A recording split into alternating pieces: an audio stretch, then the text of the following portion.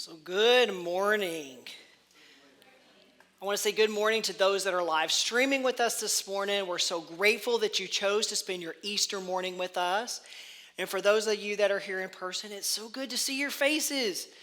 I've seen some of you kind of one-on-one between the time that we've been closed, but it's good to see everybody at once finally. So thank you for coming this morning and for blessing us with your presence. Now, speaking of in person, I told a really lame joke at the earlier service because it wasn't being live streamed. And the people at home couldn't throw anything at me. And now you all at home still can't throw things at me, but the people in here could probably throw tomatoes if they had them. But I'm going to go ahead and tell it here too, just because it's really lame. And it's that lame, I think it would be funny. So anyway, there's two chocolate bunnies sitting in the refrigerator. One looks at the other one and says, "Why is it, have you ever wondered why when people eat us, they always eat the ears first?" And the second one goes, "Huh?"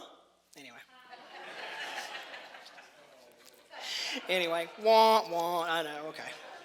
So,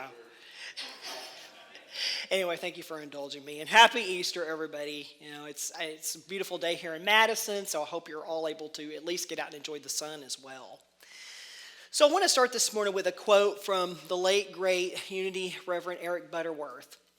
He's also the author of a few books, but one specific one, he had a quote called "Discover the Power Within You," and he quoted about Easter. And he said, "Easter is a time to take a new look at ourselves and to contemplate the divinity in us, the depths of our own innate God potential. It is a time to reappraise the principle that makes all overcoming possible." So probably most of us are familiar with the traditional Easter story, right? You know, about how Jesus was crucified, only to said to rise again on what we now know as Easter Sunday. And of course, there's more to that biblical story, but that's just, a really small summarization of it. But we look at things a little bit different here at Unity. We seek metaphysical answers and meanings to the Bible and even other spiritual teachings. And we ask ourselves when we read these stories, what do these mean to me at this moment? What is it that these stories and the journeys of these people are saying to me at this moment? So according to the Metaphysical Dictionary, our Unity co-founder Charles Fillmore, he defines Easter. And he defines it as the awakening and raising to spiritual consciousness of the I am in man, and we're going to add and woman, in man and woman. So when you get down to it, Easter is partially about release, isn't it? About release and surrender. And when we can do those things, we can begin to rise into our authentic nature. And when we rise into our authentic nature, we step into this powerful place. And in that power, we become an unstoppable force. Really, we already are that unstoppable force. We just step into that place. So I want to ask everybody to do something right now. You can stand if you want, or you can stay seated. Those at home, stand or stay seated, whatever feels the most comfortable for you. And I'm going to do something here, and I ask you to just kind of play along and indulge me for a minute here. Now, if you're in my Absolute Abundance class, this is going to sound familiar to you, but let's just all assume a traditional prayer pose. And what I mean by that, let's just clasp our hands together and just bow our heads. And we're going to say a quick prayer in this traditional pose. Dear God, we ask today that you please see fit to grant us strength. Grant us the ability to love. Grant us the eyes to witness the good in life. Thank you, God. We would really be grateful if you would do that. Amen. So how did that feel to everybody? That felt a little powerless, didn't it? Felt a little kind of strange here, a little bit different than what we're used to. Okay, now let's try this. We're going to try something called a power pose. Now, I'm going to explain what that is. For me, I like to use Superman as my power pose. Super Jesus. Jesus is Superman. But that's my power pose. You know those depictions of Superman where he's kind of standing like this. He's all open. His cape is blowing around him. He's really powerful at that moment, right? That's my super pose. That's what works for me.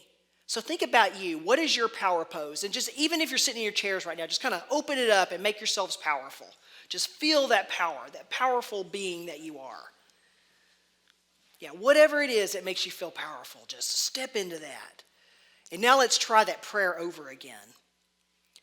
Universe, I am grateful for the strength that I am, the love that I am, for the eyes that I have that witness the good and the abundance that unfolds all around me. I am grateful. Amen. Now, how did that feel? That felt a lot better, didn't it? That felt a lot different. Thank you all for indulging me. And those of you at home, thank you for indulging me. But didn't you see the difference? And didn't you feel the difference? It's huge, isn't it? It's a huge thing when we rise to that powerful being that we are. When we rise to that unstoppable force that is right here inside all the time, anytime we need it. We just have to be willing to rise to it. It wants us to rise to it. And as we know, Jesus did this as well. And I'll take Superman Jesus off here. Okay. But Jesus did this as well. On Easter, Jesus rose and he transcended fully into his Christ nature. But first he made the decision to leave all of that junk behind, that stuff that didn't serve his highest good. He made the decision to leave it behind. And he did this during his crucifixion. Now, Charles Fillmore defined the crucifixion in metaphysical terms. He said the crucifixion is the surrender or death of the whole personality, in order that the Christ mind may be expressed in all its fullness. That sounds all nice and got the little metaphysical spin on it. But what does it mean? And how can we apply it to ourselves today in the year 2021? But first he mentions the surrender or death of the personality, right? So what does that mean? Let's think about personality for a minute and what it is. Personality is something that is at its core more or less an illusion. It's a false sense belief that we're separate. I don't mean just from each other. I'm also meaning from the divine as well. And it can even be described as identifying with those things that are subject to change. Thinking that you are the body, that you are your job title, and so forth. It's just a very limited consciousness in a limited way of just navigating the world. But Jesus surrendered himself during his crucifixion. And that surrender enabled him to do what we are here to do right now, to celebrate, to rise into and to truly step into our Christ nature. And this is living from that authentic place within, from that core that lies within and is found within ourselves. From that place where there is no separation or distinction, not from just each other, but from God, the universe, the divine, whatever name you choose to call it, if any of those. But we don't have to put ourselves through a physical crucifixion to do this. Thank goodness, right? I don't know about you all, but that doesn't seem like that would be too enjoyable. So I'm glad we don't have to do that. But what we can do is undergo our own spiritual, metaphysical crucifixion at any time we'd like. It doesn't have to just be around Easter. We can do this anytime we like. And there are a few ways we can do that. And I'm going to talk about a couple of them today. There's so many more. And anything that comes to mind for you, I invite you to become curious about that and to explore that and to really think about what that means for you. So the first one I want to mention today is limitation, and how we can move past limitation and instead into possibility. How often have each of us in this room at one point or the other thought something impossible? I'm sure most of us have, right? Ask Stephen King about impossible when he talks about all of the rejection letters he has on his wall. Ask him what impossible means. I think he'll tell you a little bit of a different story. And I remember a time for myself when I didn't think something was possible. I had to write a paper in the 10th grade. And I don't remember what the subject was, but it stuck with me this long. But it was for my 10th grade English class. And our teacher let us know on the day she gave us the assignment. She said, okay, you're going to write this paper, and then on the day it's due, you're going to read it out loud in front of the class. And I'm thinking, oh no, I didn't want to do it. The day starts getting closer and closer, and I'd even thought about trying to get out of it. But I knew that there was no way, that my parents were going to let me do that. And B, I also knew that my teacher would probably just make me do it when I got back, so what was the point? So I get up there that day, my knees are shaking, my hands are shaking and sweaty, my mouth went completely dry, like I could barely even talk, and I did it. I did it, but I did not like it. And I made the vow that day that I would never again stand up in front of a group of people and talk. But today you can see how the impossible became possible. And let's think about it for a moment. What really is impossible? What does it really even mean? It's far too often, first of all, a limitation that we place upon ourselves, isn't it? It's this false story that we've just probably told ourselves for far too long. An illusion of what's really possible and what isn't. So today I invite you to dissect the word impossible. And what I mean by that is, let's take a look at the word itself. Why not separate the letters I am from the word possible and change it from impossible to I'm possible? Not impossible, but I'm possible, like I am possible. Remember what Jesus once told us in Matthew 17:20. He said, if you have faith as small as a mustard seed, you can say to this mountain, move from here to there, and it will move. Nothing will be impossible for you. So let's agree today to just deny any thoughts that threaten what it is that's possible. Any thoughts of lack, any thoughts of limitation, fear, worry. Let's not affirm that it's impossible, but instead, I'm possible. Let's all yell it out right now. Y'all ready? Let's go. I'm possible. And in that, we rise to what it is that is truly possible. Now, another thing I want to mention today is discouragement.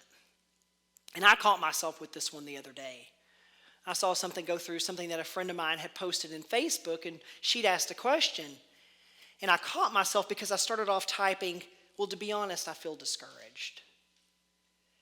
I mean, it's okay to allow myself to feel what I need to feel.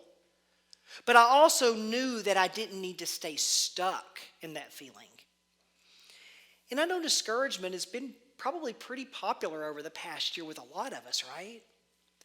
Whether it's politics, health reasons, COVID, inequality, feelings of lack of love, whatever it is. It could be anything. We've all likely experienced some of it this past year, and we're likely going to in the future as well. It's just a part of this human experience. But that's okay, because remember that we allow our feelings to come.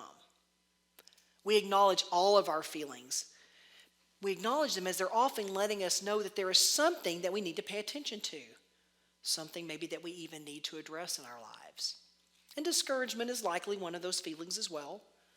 It's perhaps a way of letting us know that there's something we would like to change, something that we would like to see differently.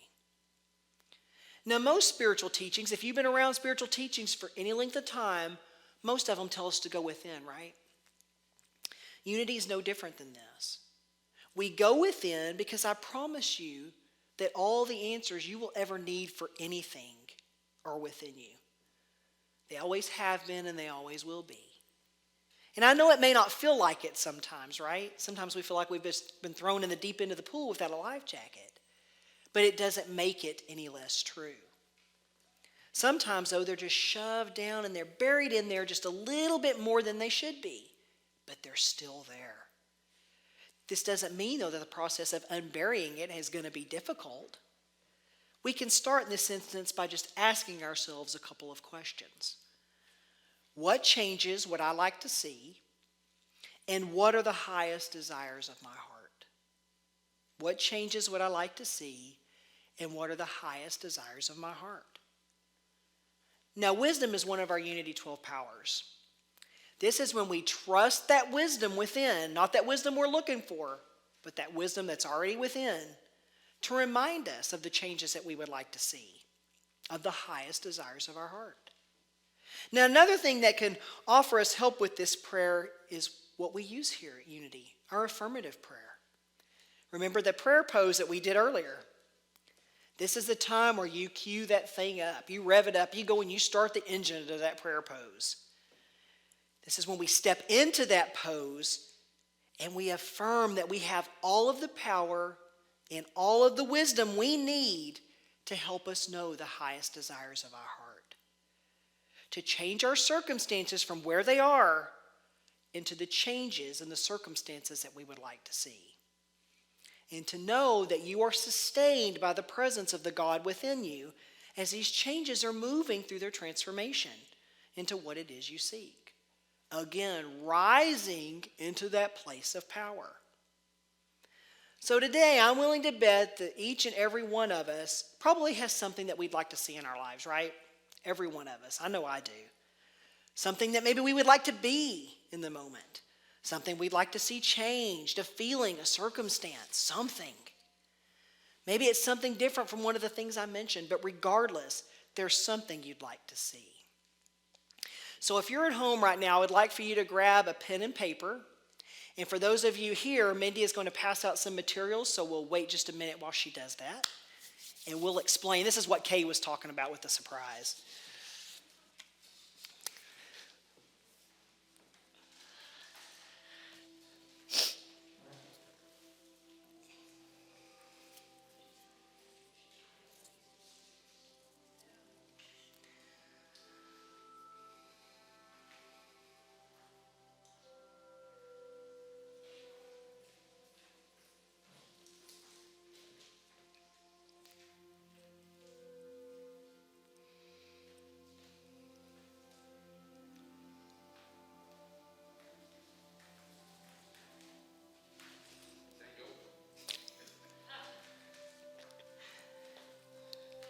You won't have to wait long, Victory, I promise.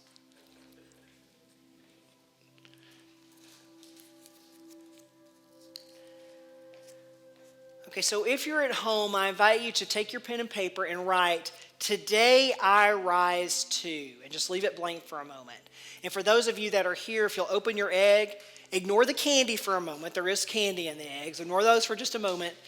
And pull out the slip of paper that says, "Today I rise to." And just leave yours blank for a moment too. So what I want to do now is move into our time of meditation. And while we're in our meditation, we're going to meditate on what it is that we want to, or what we are being called to rise to today on this Easter Sunday.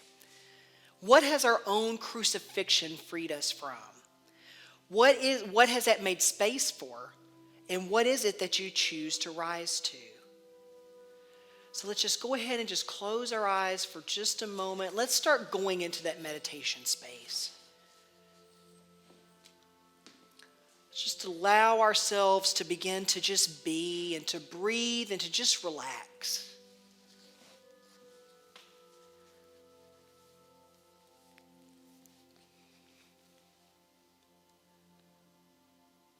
To just be in this present moment. There's always someplace else to go, but for now, we surrender and we relax into the present moment.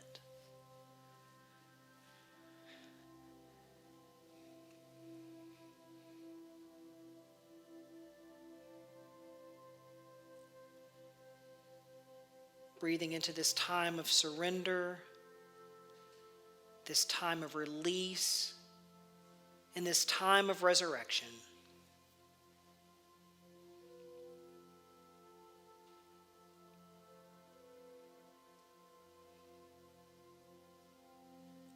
Just letting go of all worries and discouragements and replacing them with faith, with power, and with wisdom.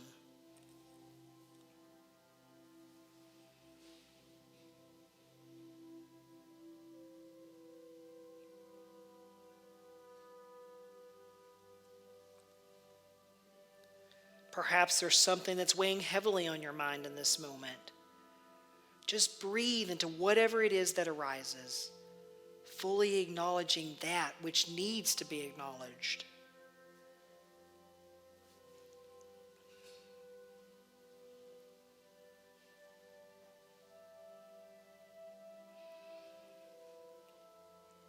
What is it that you wish to release? What is it that you wish to surrender?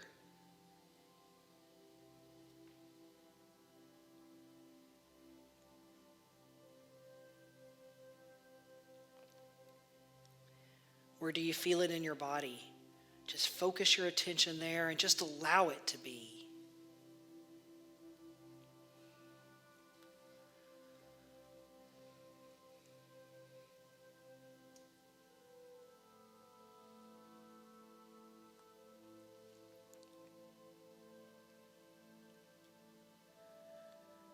And in this moment, we remember the words that Jesus once spoke. Words that remind us of our unlimited possibilities. If you have faith as small as a mustard seed, you can say to this mountain, move from here to there, and it will move. Nothing will be impossible for you.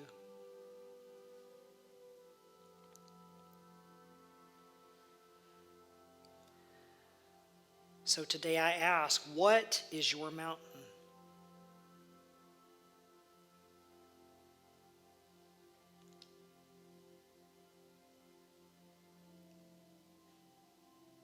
Today on this Easter Sunday, we give ourselves permission to rise into our power and permission to live from our authentic selves. Permission to rise.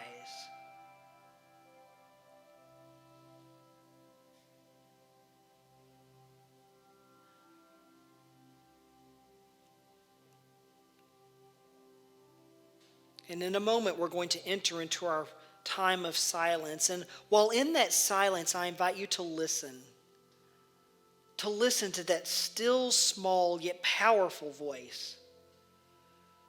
What is your invitation today? What is it asking you to rise to?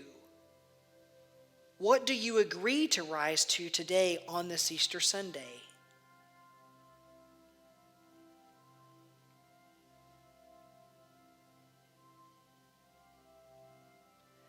See what comes and invite what comes. Allow what comes. Today, what do you rise to? So we'll now move into our moment of silence and allow you to write down what it is that you choose to rise to today as we enter into our moment of silence.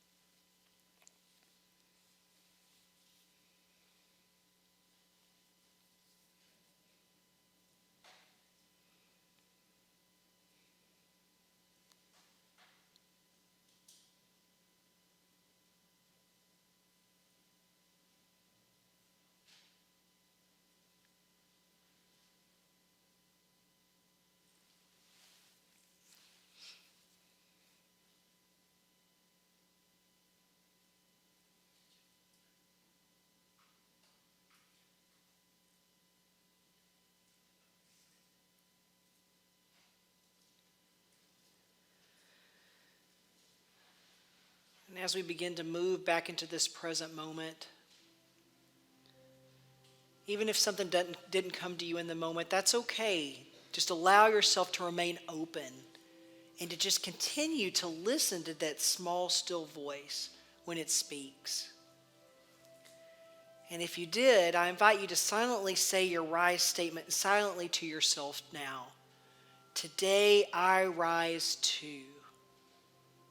What is it that you choose to rise to today? Feel your statement. Know your statement. Claim your statement and affirm your statement. And let's just breathe into it. Just allow us to feel that. To feel that connection of the God within. And to honor what it is that we rise to today. And let's just breathe and let's know. And most importantly, allow it to be. And so it is. Namaste.